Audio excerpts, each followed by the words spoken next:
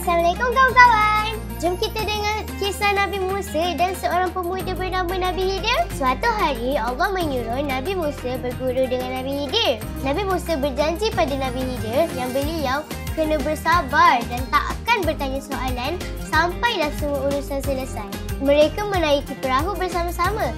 Tiba-tiba Nabi Khidir tebuk perahu yang mereka naik. Nabi Musa terkejut. Kenapa kau buat macam tu? Khidir jawab, sungguh engkau tidak akan bersabar bersamaku. Kemudian mereka pergi ke sebuah kampung. Mereka sangat lapar, tapi penduduk dekat situ tak mahu bagi mereka makan.